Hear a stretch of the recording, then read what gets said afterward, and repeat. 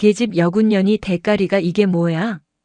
부대원들 앞에서 머리채 잡혀 삭발당한 여군 대위. 알고 보니 아버지가 별넷 합참의장.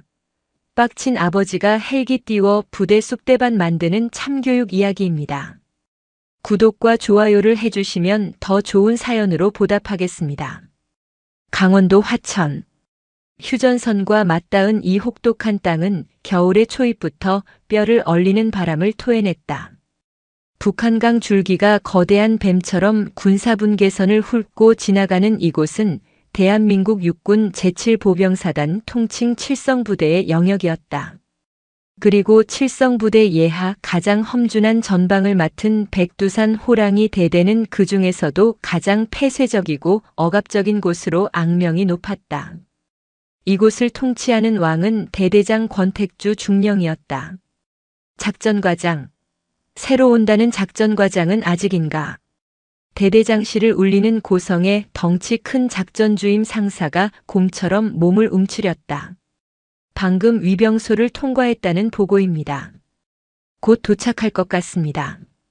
즉, 권택주 중령은 불쾌한 기색을 감추지 않고 창밖을 내다봤다. 화천댐이 만들어낸 거대한 8호호의 물 한 개가 대대 연병장까지 스며들어 음습한 기운을 뿜어내고 있었다. 그는 칠성혼을 입에 달고 살았다. 그가 말하는 칠성혼이란 상명하복의 절대 원칙과 굴복하지 않는 패기, 그리고 까라면 까는 맹목적인 복종을 의미했다. 그의 왕국에서 이의는 존재하지 않았고 합리는 나약함의 동의어였다. 그의 왕국에 이질적인 존재가 발을 들였다. 충성. 금일부로 백두산 호랑이 대대 작전과장으로 전입을 명받은 대위 오유진입니다. 권 중령은 책상에 앉은 채로 경례를 붙이는 오유진 대위를 위아래로 훑어봤다. 깔끔하게 다려진 전투복, 규정에 맞게 단정히 묶어 올린 머리, 그리고 무엇보다도 당돌하리만큼 흔들림 없는 눈빛.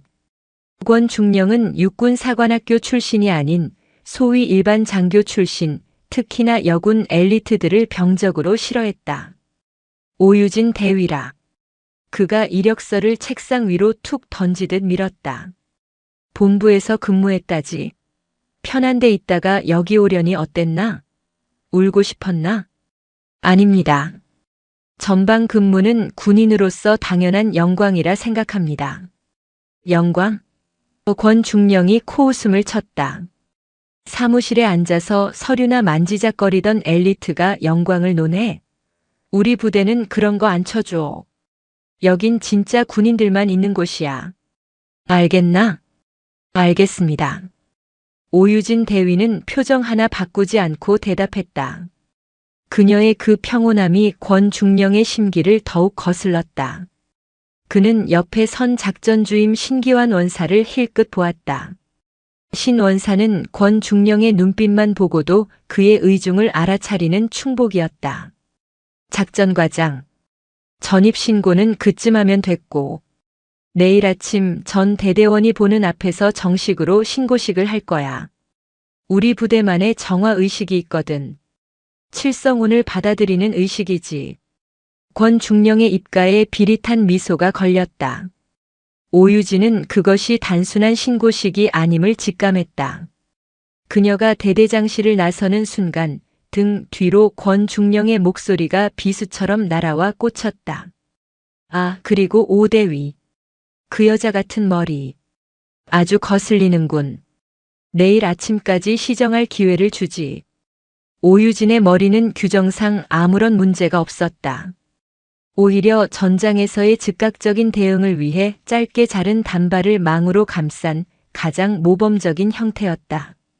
그녀는 돌아보지 않고 복도로 걸어나갔다. 그녀의 눈빛이 북한강의 수면 아래처럼 차갑게 가라앉았다. 사실 오유진은 단순한 작전과장이 아니었다. 그녀는 육군본부 감찰실 소속의 비밀 감찰 요원이었다. 백두산 호랑이 대대에서 벌어지는 상납 비리와 군수품 횡령, 그리고 가혹 행위에 대한 수많은 투서가 접수되었지만 권택주의 철옹성 같은 부대 통제하에 번번이 증거를 잡지 못했다. 그리고 그녀에게는 또 하나의 비밀이 있었다. 그녀는 현 대한민국군 서열 1위, 육군 사성 장군인 오성철 합참의장의 외동딸이었다. 유진아, 꼭 내가 가야겠느냐? 아버지, 별 넷의 힘으로도 저 먼 곳에 부조리를 뿌리 뽑을 수 없다면 누군가는 그 안으로 걸어 들어가야 합니다. 제가 가겠습니다. 그녀는 자신의 신분을 감춘 채 호랑이굴의 심장부로 스스로 걸어 들어온 것이었다. 권택주 중령이 그녀의 머리카락을 지적한 순간 그녀는 이 싸움이 생각보다 훨씬 더 추악하고 노골적일 것임을 깨달았다. 다음 날 새벽 화천의 겨울 공기는 면도날처럼 날카로웠다. 전 대대원이 연병장에 도열했다. 완전 군장을 한 병사들의 입에서 하얀 입김이 얼어붙었다. 권택주 중령이 흉포한 호랑이 가죽으로 장식된 지휘대 위에 섰다. 그는 연병장을 가득 메운 자신의 병력들을 보며 흡족한 미소를 지었다. 백두산 호랑이 대대원들, 오늘 우리 부대에 새로운 식구가 왔다. 육군 본부에서 곱게 자란 작전과장 오유진 대위다. 병사들의 시선이 일제히 연병장 중앙에 홀로 서 있는 오유진에게 향했다. 그런데 어젯밤 내가 분명히 경고했음에도 불구하고 오 대위는 나의 명령을 어겼다. 저 머리를 보라. 저것이 적과 싸워야 할 군인의 머리인가? 산에 홀리는 기생의 머리인가? 오유진은 굳은 표정으로 권 중령을 노려봤다. 그녀의 머리는 어제와 같이 단정하게 정돈되어 있었다. 규정을 어긴 것은 아무것도 없었다. 여군도 군인이다. 군인이라면 군인의 머리를 해야지. 안 그런가 제군들? 그렇습니다. 몇몇 간부들과 권 중령의 추종 세력들이 맹목적으로 소리쳤다. 병사들은 공포에 질린 채 침묵을 지켰다. 신기환 원사. 예, 대대장님.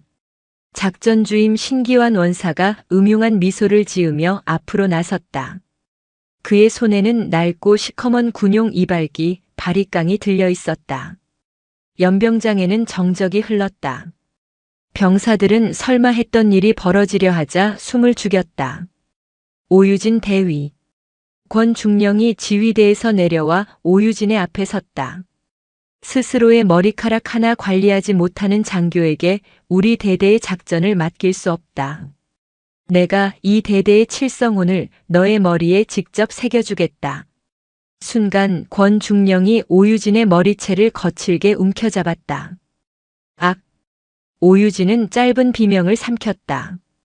두피가 뜯겨나가는 고통과 함께 장교로서 한 인간으로서의 존엄성이 무너져 내리는 소리가 들렸다. 권 중령은 그녀의 머리채를 잡고 연병장 중앙으로 끌고 갔다. 모두 똑똑히 보라. 이것이 여자가 아니라 군인이 되는 과정이다. 권 중령의 조롱과 희롱에 일부 병사들이 낄낄거리기 시작했다. 공포가 만들어낸 광기였다. 신기환 원사가 이발기에 전원을 켰다. 위잉하는 기계음이 연병장을 갈랐다. 권 중령이 오유진의 머리채를 잡고 고개를 젖히자 신 원사가 이발기를 그녀의 머리에 가져다 댔다. 서걱. 소름 끼치는 소리와 함께 오유진의 검은 머리카락이 힘없이 잘려나가 하얀 눈이 덜 녹은 연병장 바닥으로 떨어져 내렸다.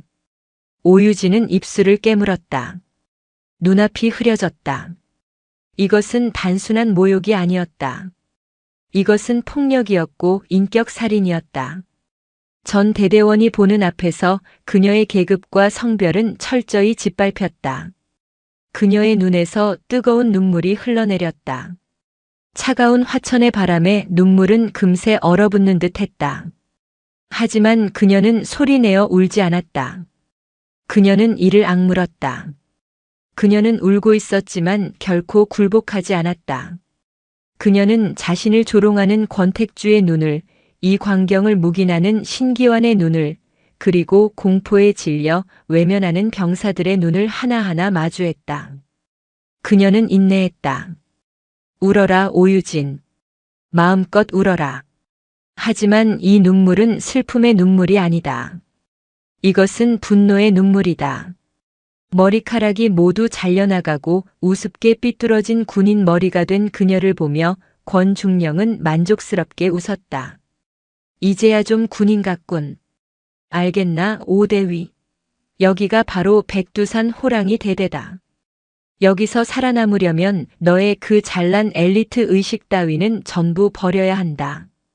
오유진은 눈물을 채 닦지 못한 얼굴로 파르르 떨리는 입술을 열었다.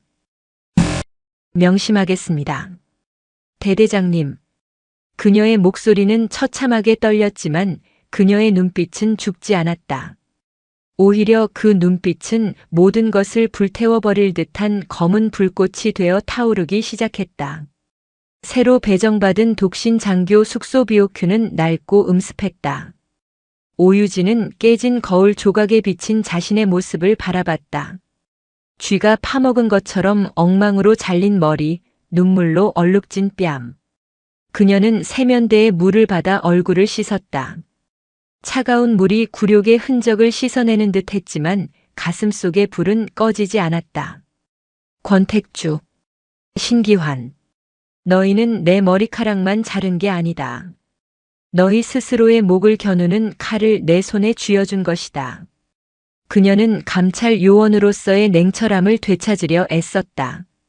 이번 신고식은 명백한 가혹 행위이자 직권 남용이었다.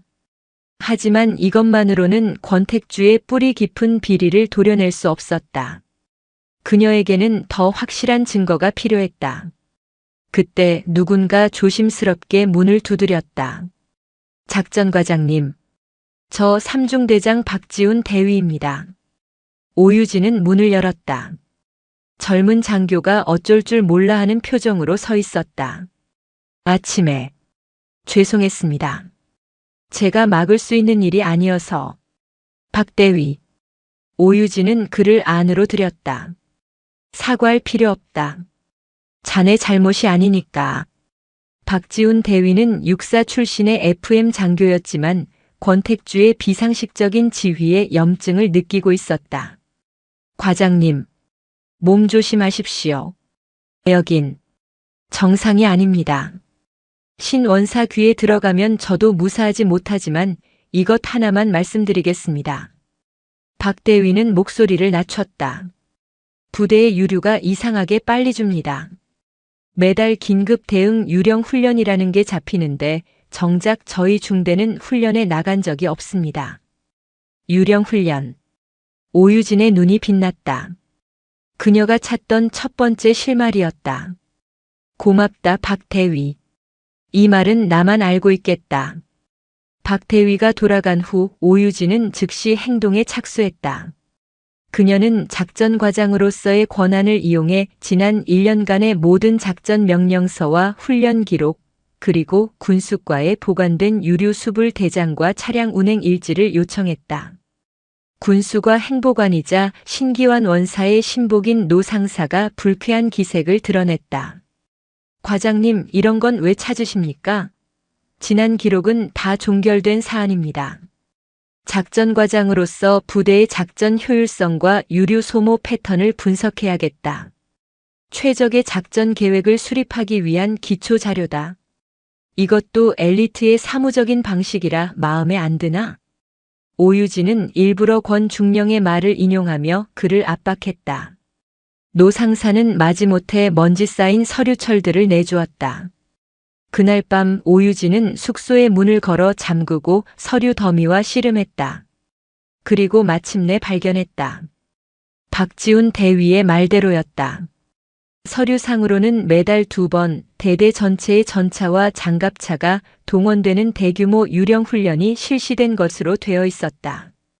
그 훈련에 소모된 경유의 양은 상상을 초월했다. 하지만 해당 날짜의 차량 운행 일지는 대부분 공란이거나 숫자가 조작된 흔적이 역력했다. 더 결정적인 것은 칠성부대 상급 부대인 군단에 보고된 훈련 일정에는 이 유령 훈련이 존재하지 않는다는 사실이었다. 즉 권택주와 그 일당이 서류상으로만 훈련을 만들고 막대한 양의 군용 유류를 빼돌려 사적인 이득을 취하고 있었던 것이다. 오유진은 조작된 서류들을 보며 차가운 미소를 지었다. 찾았다. 권택주의 왕국을 무너뜨릴 첫 번째 균열. 그녀는 찢긴 머리의 고통을 잊은 채 책상 위 지도에 화천 공군기지와 대대 밖으로 이어지는 보급로를 붉은 펜으로 표시하기 시작했다. 그녀의 진짜 전쟁은 이제 막 시작되고 있었다. 모욕감으로 얼룩진 밤이 지나고 화천의 새벽은 지독한 현실을 다시금 일깨웠다. 오유진 대위는 숙소의 작은 거울 앞에 섰다. 듬성듬성 파먹힌 것처럼 잘려나간 머리카락은 밤사이 그녀가 느낀 분노와 수치를 그대로 형상화한 듯 했다. 두피를 스치는 새벽 공기가 어제 연병장에서 느꼈던 권택주 중령의 역겨운 숨소리처럼 차고 불쾌했다. 그녀는 전투모를 깊게 눌렀었다. 모자 안으로 감춰진 굴욕은 그러나 그녀의 눈빛까지 가리지는 못했다. 오히려 더 깊고 서늘한 빛이 마치 잘 벼려진 칼날처럼 빛났다. 그녀가 찾은 유령 훈련이라는 실마리는 거대 비리의 입구에 불과했다. 서류상의 증거는 확보했지만 그것이 어떻게 실행되는지 훔쳐낸 유류가 어디로 흘러가는지를 밝혀내야 했다. 권택주와 신기환, 이 두 거대한 암초를 무너뜨리기 위해서는 부대 내부의 조력자가 절실했다. 그녀의 머릿속에 어제 아침 연병장 구석에서 유일하게 분노와 연민이 뒤섞인 눈으로 자신을 바라보던 한 사람 삼중대장 박지훈 대위가 떠올랐다. 오전 작전 회의는 살얼음판 그 자체였다. 권택주 중령은 의도적으로 오유진을 지목하며 사소한 트집을 잡았다. 오 대위, 어제 내가 선물한 새 머리는 마음에 드나? 아주 군기가 바짝 든 것 같아 보기 좋군. 회의실에 있던 장교들이 억지 웃음을 터뜨렸다. 오유진은 표정 변화 없이 일어섰다. 과분한 관심에 감사드립니다, 대대장님. 주신 군기, 작전 계획에 오롯이 반영하겠습니다. 그녀의 무미건조한 대답에 권 중령은 되려 김이 샌 듯 앉아. 하고 짧게 내뱉었다. 회의가 끝난 후 오유진은 일부러 박지훈 대위의 중대 사무실로 향하는 길목에 있는 실내 정비고로 향했다. 혹한기 장비 점검을 핑계로 삼았다. 거대한 KU-21 장갑차들이 도열한 정비고는 디젤과 금속 냄새로 가득했다. 예상대로 3중대 장비 점검을 위해 박 대위가 정비병들과 함께 그곳에 있었다. 박 대위. 오유진의 부름에 박지훈 대위의 어깨가 굳었다. 병사들이 흘끔거리는 시선을 애써 무시하며 그가 다가왔다. 작전과장님 무슨 일이십니까? 그의 목소리에는 경계심이 가득했다. 어제의 일로 오유진은 부대 내 깊이 인물 1호가 되어 있었다. 잠시 이야기 좀 하지. 오유진은 장갑차의 거대한 차체 뒤 사각지대로 걸어갔다. 박 대위는 망설이다가 뒤따라왔다. 과장님 이러시면 어제 나에게 유령 훈련에 대해 말해줬지. 오유진이 정비고의 소음에 묻히지 않을 만큼 낮고 단호한 목소리로 말했다. 난 그게 단순한 서류 조작이 아니라고 본다. 박 대위, 자네는 이 썩은 내 나는 곳에서 계속 버틸 수 있겠나? 박지훈 대위의 얼굴이 창백하게 질렸다. 그는 육군사관학교 출신의 전형적인 정통 군인이었다. 그는 부조리를 혐오했지만 동시에 조직을 배신하는 것을 두려워했다. 과장님, 그게 무슨 말씀이신지 모르겠습니다. 저는 그저 모른다고. 자네 중대원들이 혹한기에도 낡은 방한 장비로 버티는 이유, 저 장갑차들이 훈련 한 번 제대로 못 뛰고 퍼져버리는 이유. 그게 전부 저 유령 훈련 때문이라는 걸 정말 모른단 말인가? 오유진의 직설적인 공격에 박 대위의 눈동자가 세차게 흔들렸다. 그는 주먹을 꽉 쥐었다. 안다고 해서 대위 계급장 단 우리가 뭘 할 수 있습니까? 상대는 대대장, 아니 그 뒤에 있는 신기환 원사입니다. 저 괴물들을 어떻게 이깁니까? 혼자서는 못 이기지. 하지만 둘이라면, 그리고 내 뒤에 더 큰 무언가가 있다면 이야기는 다르지. 오유진은 순간적으로 자신의 배경을 암시했다. 박대위는 그녀의 당당함에 압도당했다. 이 여자는 어제 전 병력 앞에서 머리채를 잡히고 삭발을 당한 사람이 맞나. 오유진은 그의 흔들리는 눈을 똑바로 보며 마지막 카드를 던졌다. 나는 이 부대를 정화하기 위해 여기에 왔다.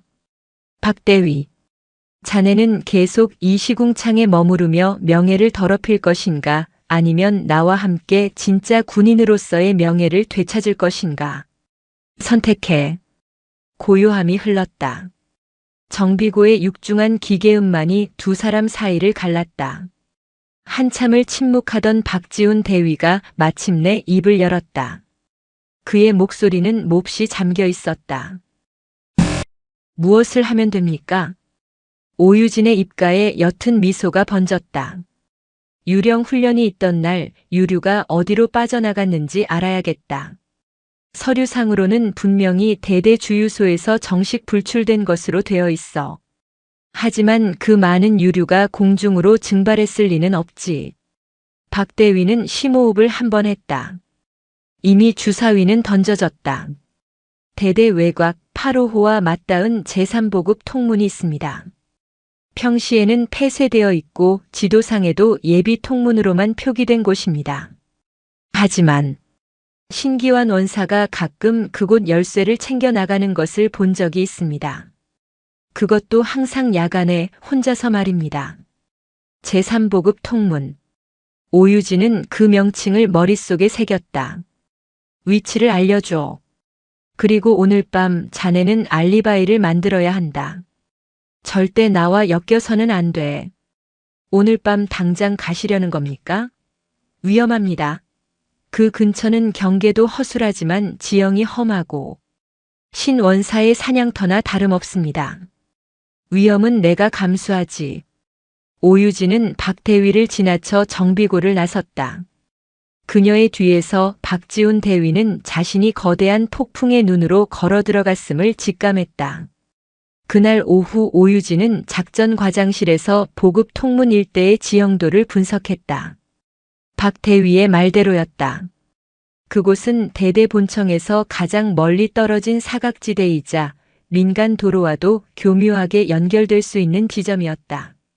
그녀는 야간 투시경과 특수 보안 카메라, 그리고 만일의 사태에 대비한 호신용 장비를 챙겼다. 어둠이 짙게 깔리고 부대 전체가 잠든 자정. 오유진은 그림자처럼 숙소를 빠져나왔다. 그녀는 일부러 경계 병력이 없는 산길을 택했다. 삭발당한 머리 위로 스며드는 밤 공기는 얼음장 같았지만 그녀의 심장은 뜨겁게 타오르고 있었다. 8호호에서 불어오는 젖고 비린 바람이 그녀의 전투복을 핥히었다. 그녀는 짐승처럼 소리를 죽이며 권택주의 왕국 가장 어두운 심장부를 향해 나아가고 있었다. 화천의 겨울밤은 모든 소리와 빛을 삼켜버렸다.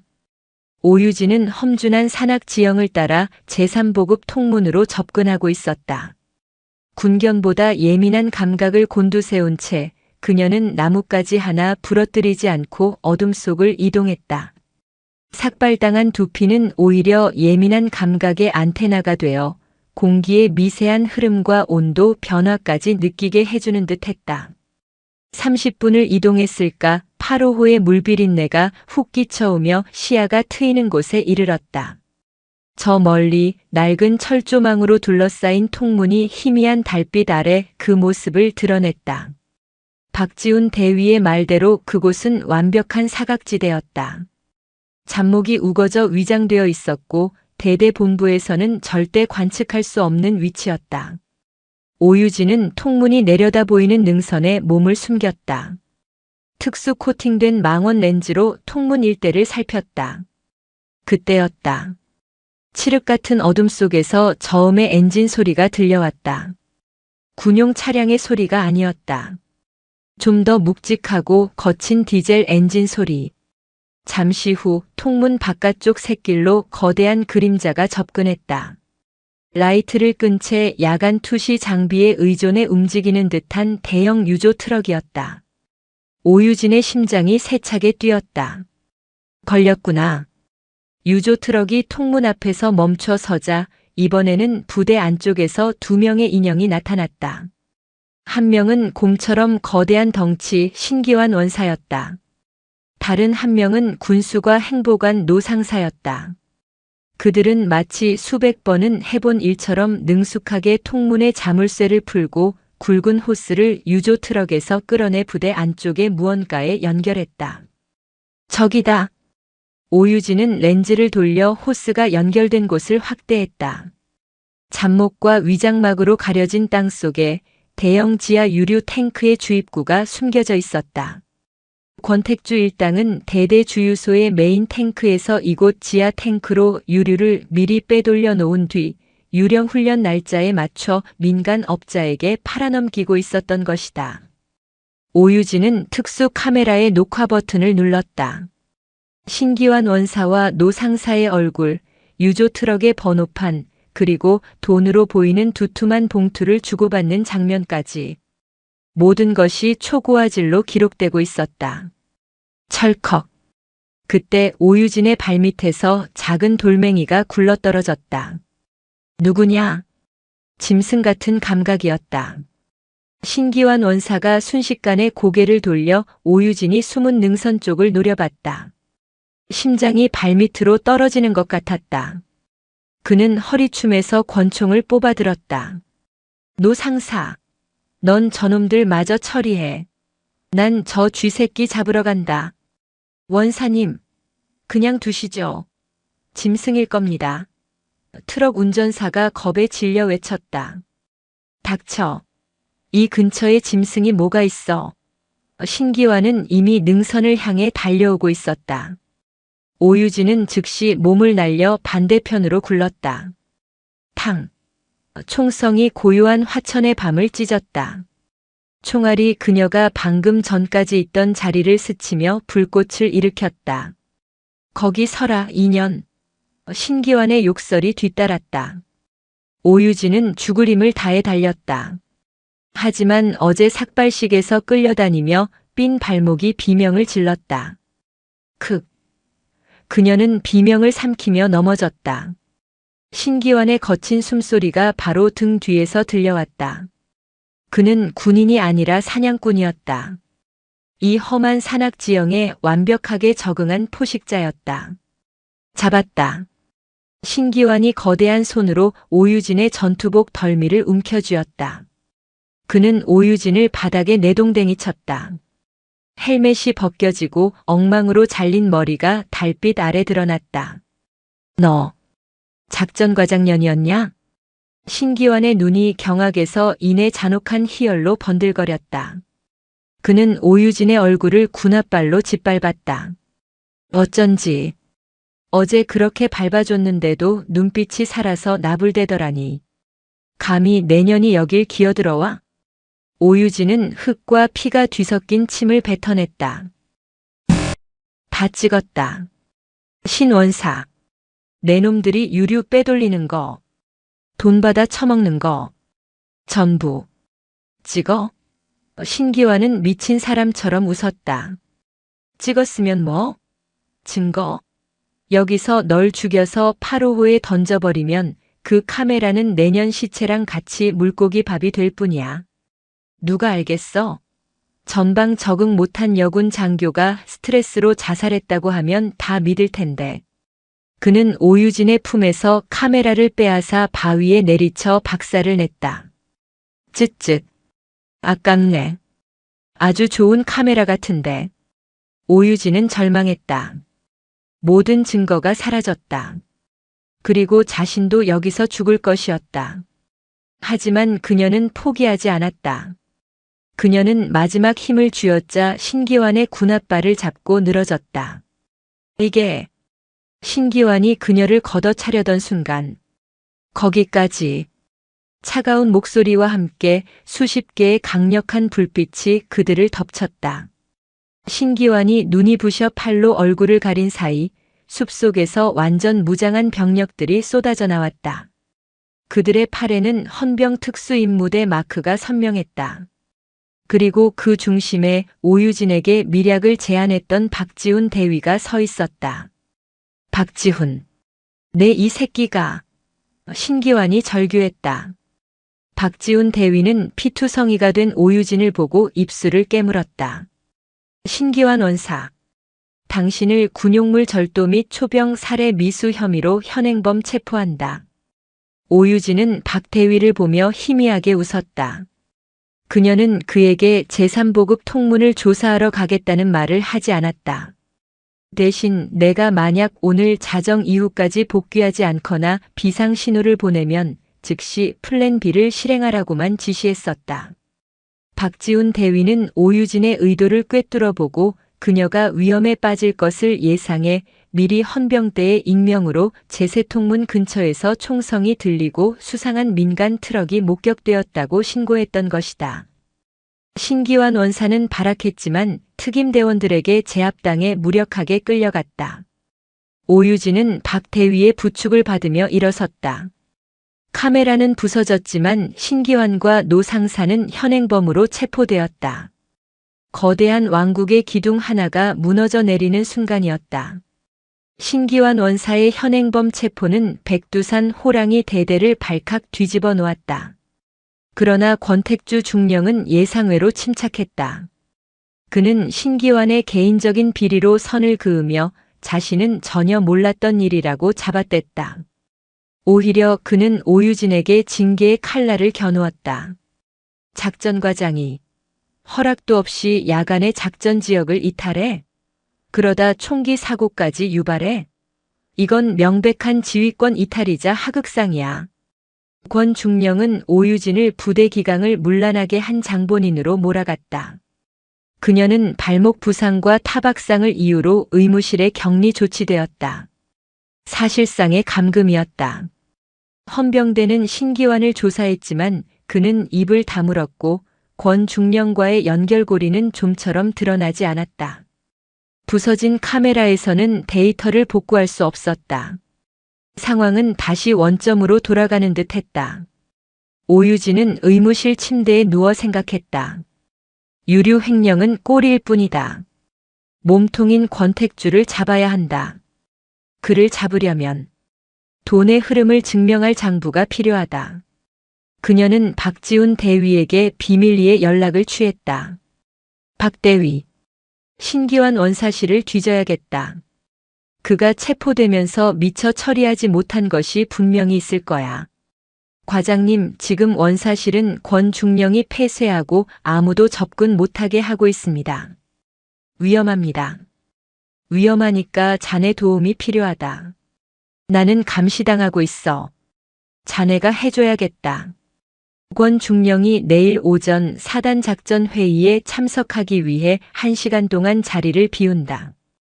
그때가 기회다. 오유진은 박지훈 대위에게 신기환 원사실의 구조와 예상되는 은닉 장소를 설명했다. 그녀는 감찰 요원으로서 배운 모든 범죄 심리와 은닉 기술을 총동원했다. 바닥, 천장, 책상 뒤. 아니, 신기환 같은 자는 가장 원시적인 곳에 숨긴다. 자신의 책상, 그것도 잠금 장치가 된 서랍 안쪽에 이중 바닥을 만들어 놨을 가능성이 크다. 다음 날 오전 권택주 중령이 대대를 비웠다. 박지훈 대위는 일부러 작전과에 비치된 서류를 가져간다는 핑계로 신기환 원사실이 있는 본청 건물로 향했다. 그는 오유진의 말대로 신기환의 책상 서랍을 뜯어냈다. 그리고 그곳에 테이프로 단단히 고정된 얇은 금속판 아래 검은색 수첩 하나가 숨겨져 있었다. 비밀 장부. 날짜, 금액, 입금된 차명 계좌번호, 그리고 상납이라고 적힌 항목 옆에 K라는 이니셜이 선명했다. 권택주의 K였다.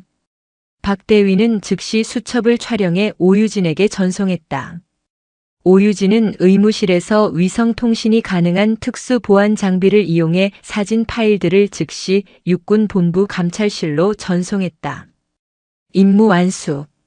그러나 전송이 완료된 직후 의무실 문이 거칠게 열렸다. 권택주 중령이 살기등등한 눈으로 서 있었다. 사단 회의는 함정이었다. 그는 오유진을 떠보기 위해 일부러 자리를 비운 척했던 것이다. 역시 내년이었군. 본부에서 보낸 쥐새끼가. 그는 박지훈 대위가 신원사실을 나오는 것을 복도 끝에서 지켜보고 있었다. 감히 내 서랍을 뒤져? 내년 아버지가 합참의장이면 다야? 여긴 내 왕국이야. 내 왕국에서는 내가 법이다. 권중령은 오유진의 멱살을 잡고 침대에서 끌어내렸다. 내년이 뭘 보냈든 상관없어. 여기서 넌 그냥 불명예 제대당할 년이야. 아니, 그 전에 내 손에 죽을 수도 있어. 오유진은 그의 눈을 똑바로 쏘아보며 차갑게 웃었다. 권중령.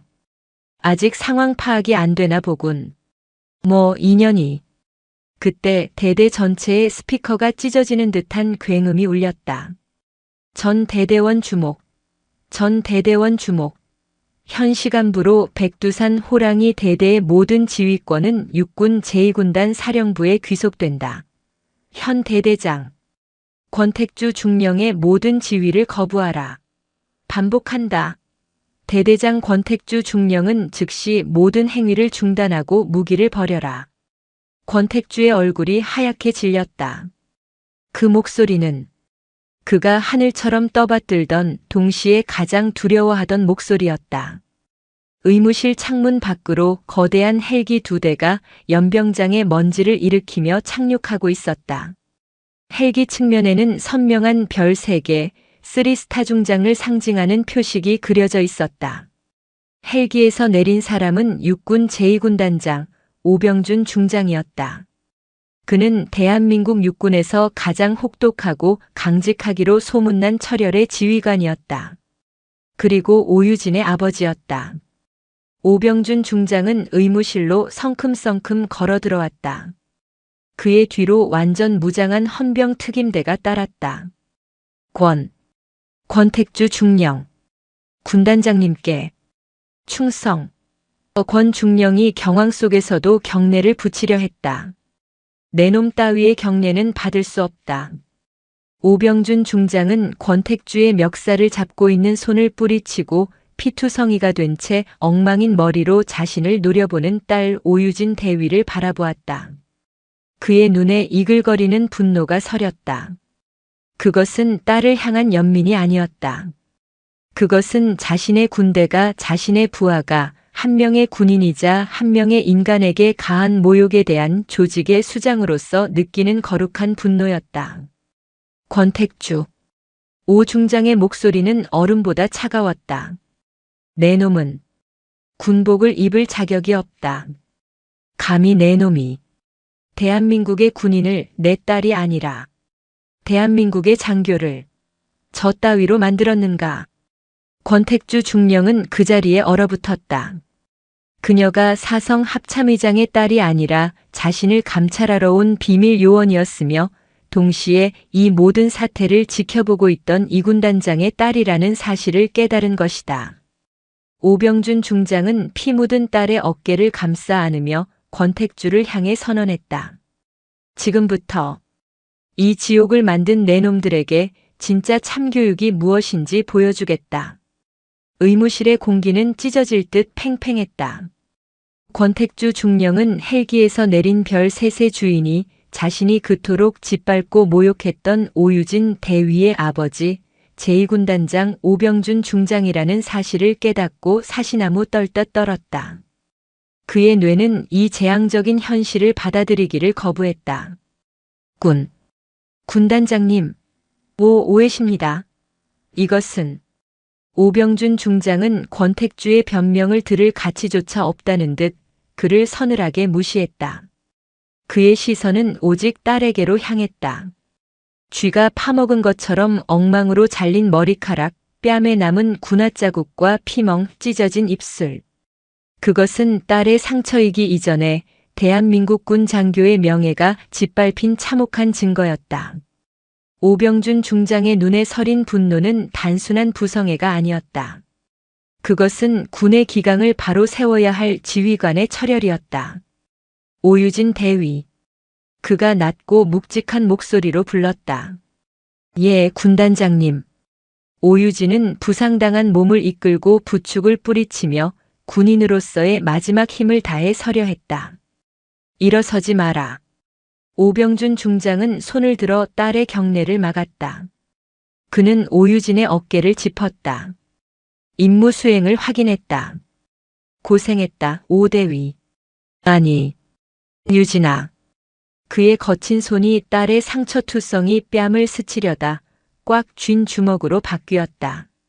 그는 딸을 지키지 못한 아비로서의 고통과 군유를 유린당한 지휘관으로서의 분노를 동시에 삼켰다. 그리고 그는 천천히 얼어붙은 권택주 중령에게로 고개를 돌렸다. 권택주 중령. 예, 군단장님. 내 놈은 방금 전까지 내가 무슨 짓을 했는지 알고 있는가? 오병준 중장은 소리치지 않았다. 오히려 그 목소리는 화천의 겨울바람보다 차가웠다. 내 놈은 내 딸을 건드린 것이 아니다.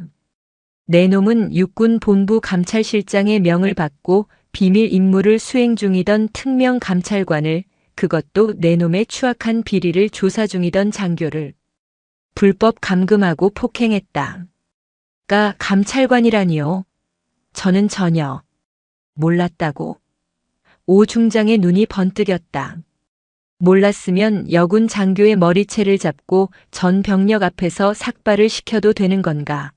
몰랐으면 내 놈의 왕국에서 내 놈의 군홧발로 장교를 짓밟아도 되는 거냐? 내 놈이 칠성훈이라고 부르던 그것이 이런 짐승만도 못한 짓이었나? 오병준 중장의 고함이 의무실을 넘어 복도까지 울려 퍼졌다. 그는 헌병 특수임무대 SDT 대장을 향해 턱짓했다. 저놈의 계급장을 당장 떼라. 예, 알겠습니다. 특임대원 2명이 우물쭈물하는 권택주에게 다가가 그의 가슴에 붙어있던 중령 계급장과 대대장 직책 표지를 거칠게 뜯어냈다. 찍 하는 벨크로 소리가 권택주의 비명처럼 들렸다. 군단장님, 이러실 수 없습니다. 저는 7사단장님 관할입니다. 이것은 명백한 월권. 월권? 오병준 중장이 기가 차다는 듯 웃었다. 내 놈이 비리장부를 보며 희희낙낙할 때 오 대위가 보낸 증거 자료는 이미 육군 본부를 거쳐 국방부 장관에게까지 보고되었다. 지금 이 시간부로 7사단 전체가 나의 직권 지휘 하에 들어갔다. 7사단장은 지금 내 놈을 구하러 올 처지가 아닐 거다. 자신의 목이나 걱정해야 할 테니. 그것은 사형 선고였다. 권택주의 왕국이 무너지는 소리였다. 오 중장은 의무실을 나섰다. 권택주는 저기 세워라. 그리고 전 대대 간부들 지금 당장 연병장으로 집합시켜. 5분 준다.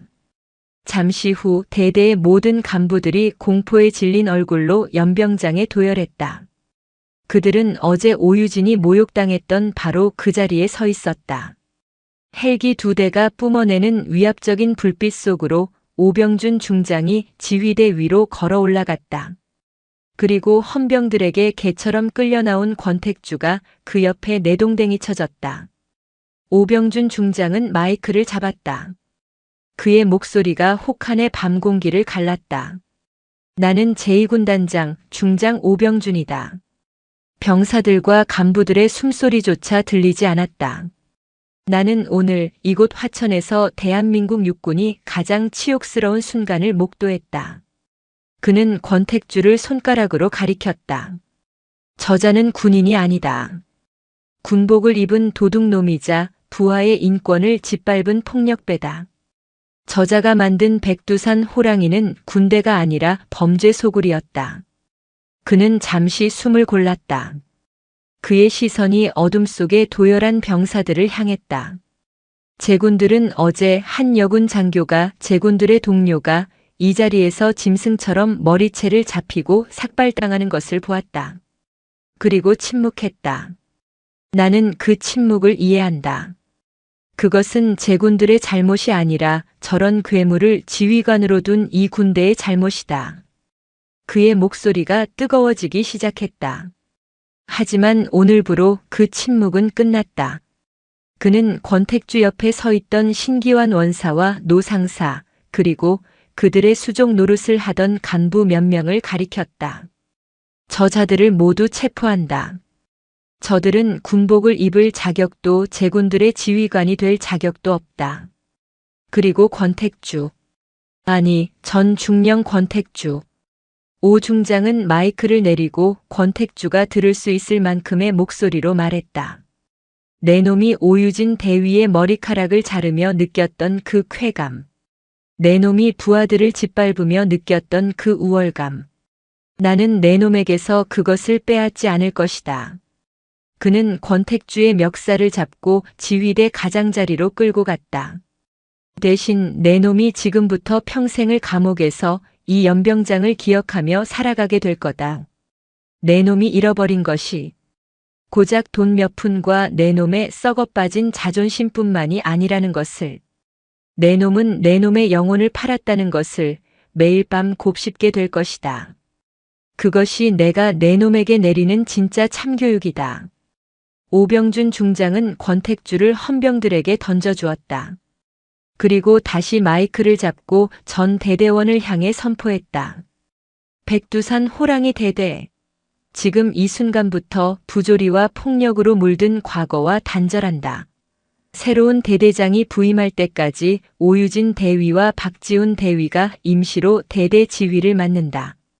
병사들 사이에서 옅은 그러나 분명한 동요가 일었다. 억눌렸던 무언가가 터져나오는 소리였다. 박지훈 대위는 경악했고 의무실에서 이 모든 것을 지켜보던 오유진 대위는 자신의 어깨에 올려진 그 무게를 받아들이며 조용히 눈을 감았다. 지옥 같던 화천의 밤이 비로소 끝나가고 있었다. 권택주의 철옹성이 무너진 다음 날 백두산 호랑이 대대는 거대한 폭풍의 눈이 되었다. 군단 헌병대와 감찰, 법무실에서 파견된 수십 명의 합동조사단이 대대를 이잡듯 뒤집기 시작했다. 오병준 중장은 연병장에서의 선언으로 끝내지 않았다. 그는 자신의 군단 사령부 지휘통제실에 임시로 7사단 정화특별지휘부를 차리고 딸이 아닌 감찰관 오유진 대위를 그 핵심 일원으로 소환했다. 의무실에서 응급 처치를 받은 오유진은 삭발당한 머리를 가릴 생각도 잊은 채 전투복 차림으로 이 군단 사령부에 복귀했다.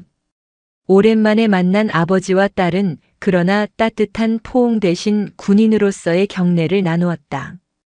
오병준 중장의 집무실. 그는 지친 얼굴로 딸을 바라보았다. 유진아, 미안하다. 아비로서 지휘관으로서. 아닙니다, 군단장님. 오유진은 단호하게 말을 잘랐다. 저는 감찰관으로서 임무를 수행했을 뿐입니다. 그리고 그 임무는 아직 끝나지 않았습니다. 그녀의 말이 맞았다. 권택주는 체포 직후 모든 것을 포기한 사람처럼 입을 열기 시작했다. 하지만 그의 진술은 교묘했다. 그는 자신의 모든 범죄를 인정하면서도 그 범죄가 가능했던 배경에 대해서는 철저히 함구했다. 권택주 중령. 아니, 이젠 민간인 신분이 될 그가 이상합니다. 합동조사단의 법무참모가 오병준 중장에게 보고했다. 유류 횡령, 군납 비리, 부하 가혹 행위. 모든 것을 자백했습니다. 하지만 그 자금의 최종 행선지에 대해서는 입을 다물고 있습니다.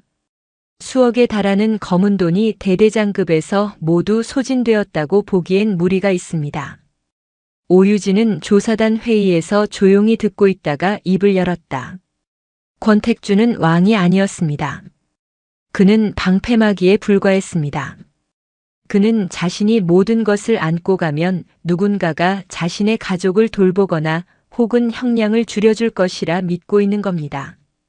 오 대위의 말이 맞다. 오병준 중장이 동의했다. 권택주가 7사단 알짜배기 대대의 대대장으로 부임한 과정부터가 석연치 않았다. 그 배후에 그에게 정기적으로 상납을 받은 더 거대한 뿌리가 있을 것이다. 그들은 권택주가 파쇄하려다 실패한 하드디스크와 비밀 장부의 원본을 복구하는 데 성공했다. 그곳에는 K라는 이니셜 외에도 수많은 암호와 날짜들이 적혀 있었다. 이것은 단순한 뇌물이 아닙니다. 오유진은 장부의 패턴을 분석했다. 날짜가 7사단의 주요 훈련 일정, 그리고 군단 전체의 인사 이동 시기와 정확히 일치합니다. 뭐라고? 오병준 중장의 미간이 좁혀졌다. 권택주는 돈만 바친 게 아닙니다. 그는 자신의 부대를 이용해 상급 부대의 훈련 성과를 조작해주고 그 대가로 인사고과에서 이득을 챙기거나 혹은 누군가의 진급을 도왔습니다. 그리고 그 누군가는 권택주의 비리를 눈감아 주었습니다.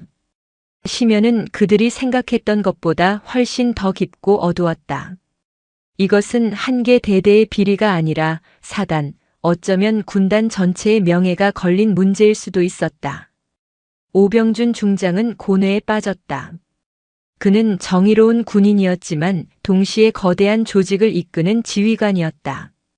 이 사건을 파헤칠수록 그가 지휘하는 이 군단의 명예는 땅에 떨어질 것이며 최악의 경우 그의 군 생활 자체도 위험해질 수 있었다.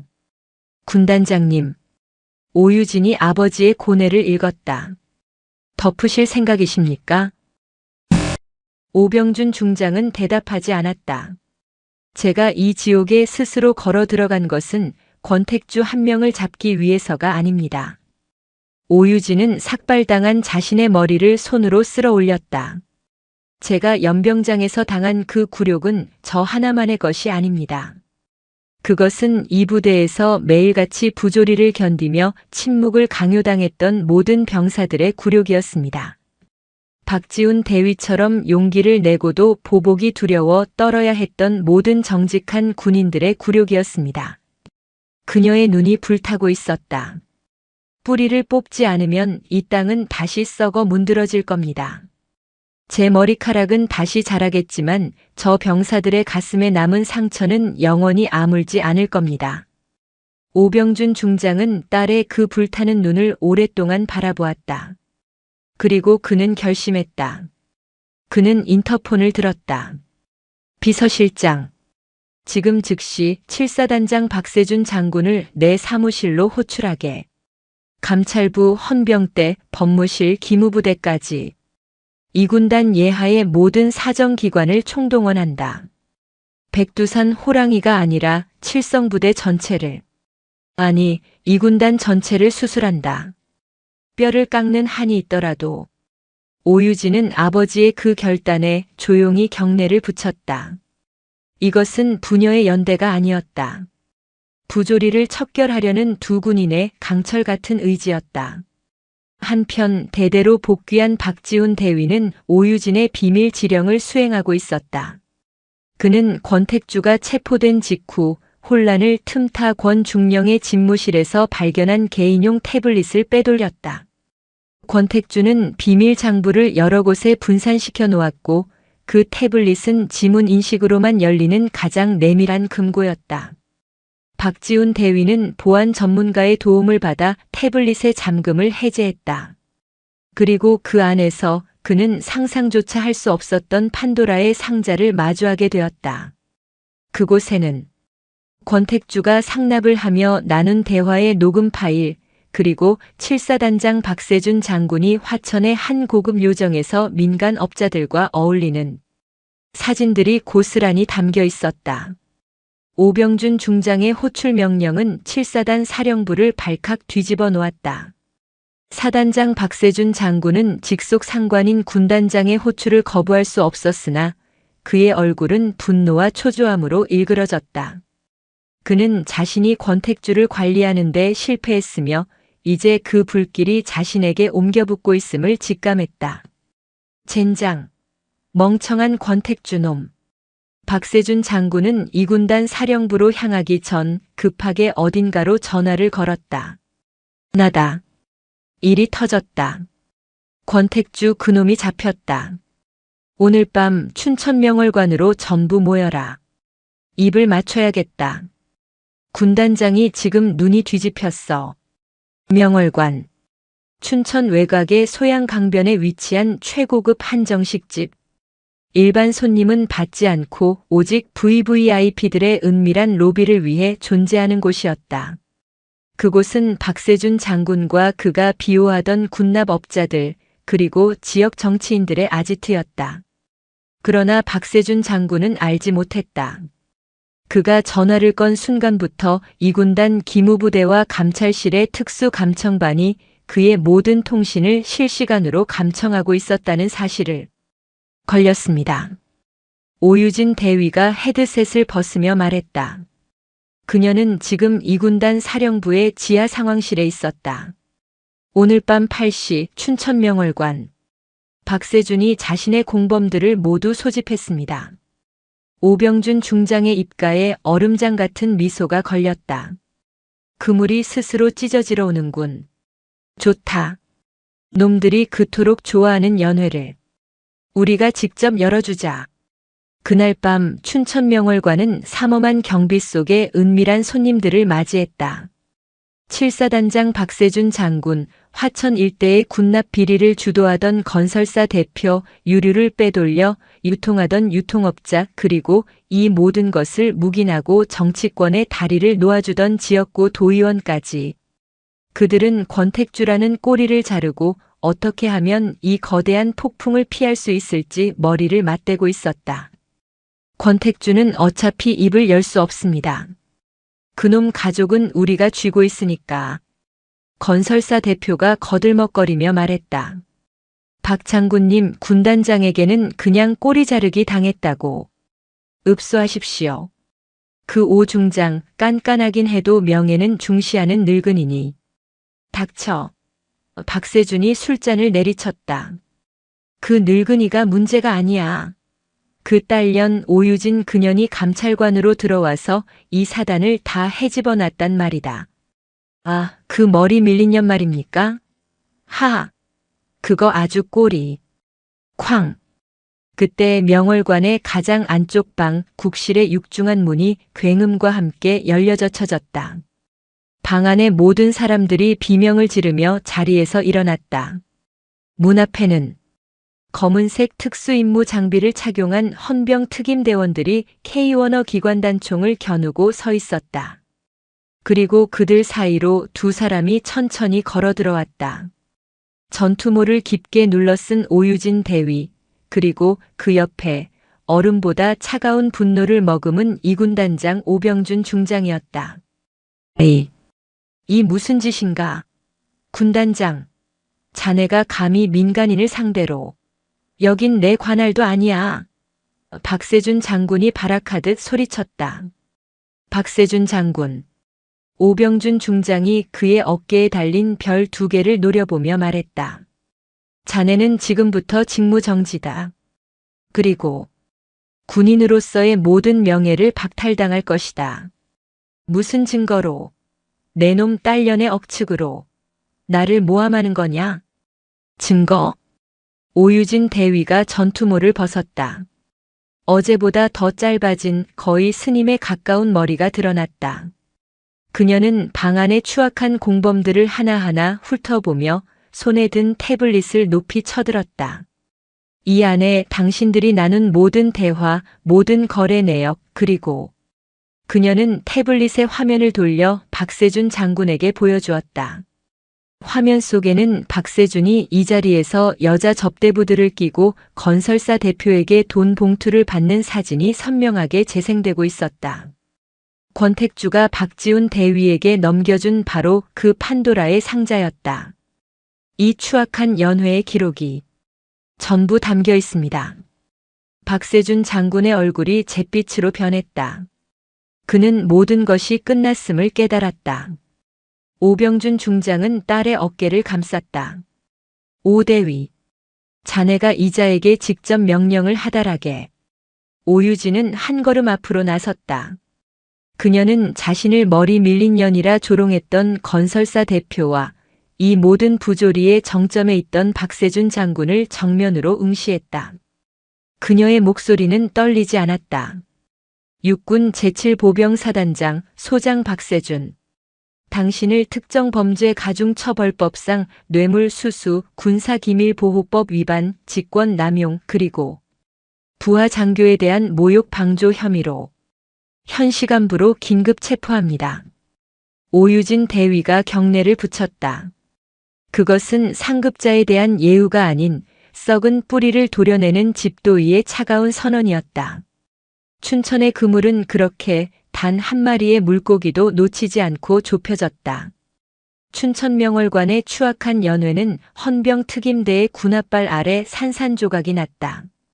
그날 밤 군단장의 별 2개가 지역 유지와 부패한 군납업자의 어깨에 달린 그 어떤 장식물보다 초라하게 바닥으로 떨어졌다. 박세준 7사단장의 긴급 체포는 끝이 아니었다. 그것은 거대한 부패의 피라미드를 무너뜨리는 신호탄, 그 거대한 참교육의 시작에 불과했다. 며칠 후 혹한의 바람이 여전히 살을 애는 화천의 백두산 호랑이 대대 연병장. 모든 것이 시작되었던 그리고 오유진 대위가 가장 끔찍한 굴욕을 당했던 바로 그 장소에 다시 한번 전 대대원이 도열했다. 하지만 공기는 완전히 달랐다. 더 이상 권택주의 광기 어린 칠성훈도 신기환의 음습한 폭력도 없었다. 공포에 질려 고개를 숙였던 병사들은 오늘은 불안과 약간의 희망이 뒤섞인 눈으로 지휘대를 바라보고 있었다. 지휘대 위에는 군단장 오병준 중장이, 옆에는 임시 지휘 대리를 맡은 박지훈 대위가 서 있었다. 그리고 그들 곁에 전투모를 단정히 쓴 오유진 대위가 꼿꼿하게 서 있었다. 그녀의 뺨에 남았던 멍은 옅어졌지만 그 존재감은 그 어느 때보다 선명했다. 오병준 중장이 마이크 앞에 섰다. 그의 육중한 목소리가 스피커를 통해 연병장을 가득 메웠다. 나는 제2군단장이다. 그리고 오늘 나는 이 자리에 사과하기 위해 섰다. 연병장이 술렁였다. 별 셋의 장군, 군단장이 사과를 한다는 것은 상상조차 할 수 없는 일이었다. 육군은 그리고 나는 제군들을 지키지 못했다. 오 중장의 눈이 불타고 있었다. 지난 몇 년간 이 백두산 호랑이 대대는 적과 싸우는 부대가 아니었다. 부패한 지휘관의 사리사욕을 채우는 범죄의 소굴이었다. 제군들은 칠성훈이라는 이름 아래 폭력과 부조리를 강요당했다. 그것은 군인 정신이 아니다. 그것은 군복을 입은 자들의 가장 수치스러운 배신이다. 그는 연병장에 끌려나와 포박된 채 무릎 꿇고 있는 권택주 전 중령과 신기환 전 원사 그리고 그들의 수족 노릇을 하던 간부들을 가리켰다. 저 자들을 보라. 저들은 제군들의 명예를, 제군들의 부모님이 국가에 맡긴 아들들의 청춘을, 자신들의 뱃속을 채우는 데 사용했다. 저것이 제군들이 그토록 두려워했던 권력의 실체다. 오 중장은 연병장을 천천히 둘러보았다. 그리고 며칠 전 바로 이 자리에서 우리는 한 명의 장교가, 한 명의 동료가 인간으로서의 존엄성을 짓밟히는 것을 목격했다. 권택주는 그녀의 머리카락을 자른 것이 아니다. 그는 우리 육군 전체의 명예를 잘랐다. 나는 이 모든 것을 막지 못한 지휘관으로서 그리고 이 부조리 속에서 고통받은 제군들에게 육군을 대표하여 진심으로 사과한다. 오병준 중장이 지휘대 위에서 도열한 병사들을 향해 허리를 숙였다. 정적이 흘렀다. 그 어떤 고함이나 명령보다 더 무거운 장군의 사과였다. 병사들의 눈이 흔들렸다. 몇몇은 고개를 떨구며 몰래 눈물을 훔쳤다. 공포가 거친 자리에 비로소 뜨거운 무언가가 차오르고 있었다. 하지만 오 중장이 다시 고개를 들었다. 오늘 이 자리는 끝이 아니다. 새로운 시작이다. 부조리는 뿌리 뽑힐 것이며 정의는 반드시 바로 설 것이다. 이것이 내가 제군들에게 약속하는 진짜 군인 정신이다. 그는 옆에 선 오유진 대위를 바라보았다. 오유진 대위. 앞으로. 오유진 대위가 한 걸음 앞으로 나섰다. 모든 병사들의 시선이 그녀에게로 향했다. 그녀는 자신을 조롱했던 그 눈들, 외면했던 그 눈들을 하나하나 마주했다. 그녀는 마이크를 잡지 않았다. 대신 천천히 손을 들어 자신의 전투모를 벗었다. 윙하고 바람이 스치는 소리와 함께 엉망으로 잘렸던 머리 대신 짧지만 단정하게 새로 다듬어진 밤송이 같은 머리가 드러났다. 굴욕의 상징이었던 그 머리는 이제 그 어떤 위협에도 굴하지 않은 불굴의 의지를 상징하는 훈장이 되어 있었다. 그녀는 육성으로 외쳤다. 그녀의 목소리는 작았지만 그 어떤 확성기 소리보다 더 크고 분명하게 연병장에 울려 퍼졌다. 나는 작전과장 오유진 대위다. 나는 그날 이곳에서 울었다. 분노와 수치심에 울었다. 그리고 나는 보았다. 여러분의 눈에 서린 공포를, 나를 조롱하던 자들의 광기를, 그리고 그 모든 것을 외면하던 침묵을. 병사들이 숨을 죽였다. 나는 여러분의 침묵을 원망하지 않는다. 그것은 여러분의 잘못이 아니었음을 안다. 그것은 틀렸다고 말할 용기조차 빼앗아버린 저 흉포한 권력의 잘못이었다. 그녀는 무릎 꿇은 권택주를 잠시 노려보았다. 진짜 강인함은 부하의 머리채를 잡고 억누르는 데서 나오는 것이 아니다. 그녀는 박지훈 대위를 바라보았다. 진짜 강인함은 불의를 보고도 외면하지 않는 용기에서 나온다. 내 동료가 부당한 일을 당했을 때 비록 두렵더라도 그것은 틀렸습니다라고 말할 수 있는 그 작은 목소리에서 나온다. 그녀는 다시 병사들을 향해 말했다. 오늘 그 썩은 뿌리는 뽑혔다. 이제 이 황폐해진 땅에 새로운 싹을 틔우는 것은 군단장도 사단장도 아니다. 바로 이곳에 서 있는 우리 자신이다. 다시는 그 누구도 동료의 인격을 짓밟도록 내버려 두지 마라. 다시는 불의에 침묵하지 마라. 그것이 내가 이 지옥 같은 곳에서 배운 유일한 교훈이며 여러분에게 전하는 나의 진심이다. 알겠는가? 예, 알겠습니다. 처음에는 작게 그러나 점점 더 크게. 연병장 구석에서부터 시작된 대답은 이내 천지를 진동하는 함성이 되어 화천의 겨울 하늘로 퍼져나갔다. 그것은 공포에 의한 복종이 아닌 가슴 속에서부터 끓어오른 진정한 충성이었다. 몇 주가 흘렀다. 대한민국 육군은 뿌리째 흔들렸다. 7사단장 박세준 소장은 불명예 전역과 동시에 구속되어 군사재판에 넘겨졌다.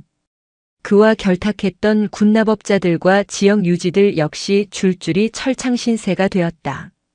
백두산 호랑이 대대를 왕국으로 삼았던 권택주 전 중령은 군용물 횡령, 직권 남용 초병 폭행 및 가혹 행위 등 20가지가 넘는 혐의가 모두 인정되어 군사법원에서 중형을 선고받고 죄수복을 입게 되었다.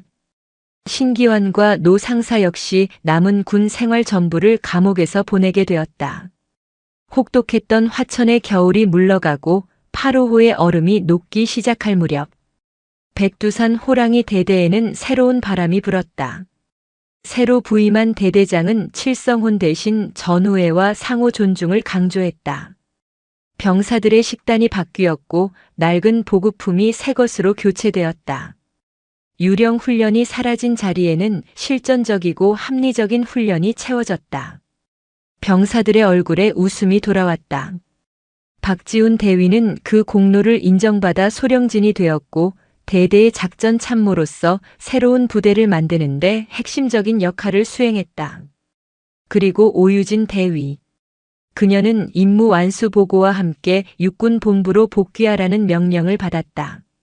그녀는 특진과 함께 육군 본부 작전처의 핵심 보직으로 발령이 났다. 떠나는 날 아침, 오유진은 마지막으로 연병장에 섰다. 그녀가 굴욕의 눈물을 흘렸던 바로 그 자리였다. 그녀의 머리는 이제 제법 자라 단정한 여군 쇼트커트가 되어 있었다. 작전과장님, 아니 오소령님. 박지훈 대위가 다가와 경례를 붙였다. 정말 가십니까? 오유진은 미소로 답했다. 박참모. 이제 이 부대는 자네에게 맡기지. 잘할 거라 믿는다. 전우님 덕분입니다. 박지훈이 진심을 담아 말했다. 두 사람은 말없이 악수를 나누었다.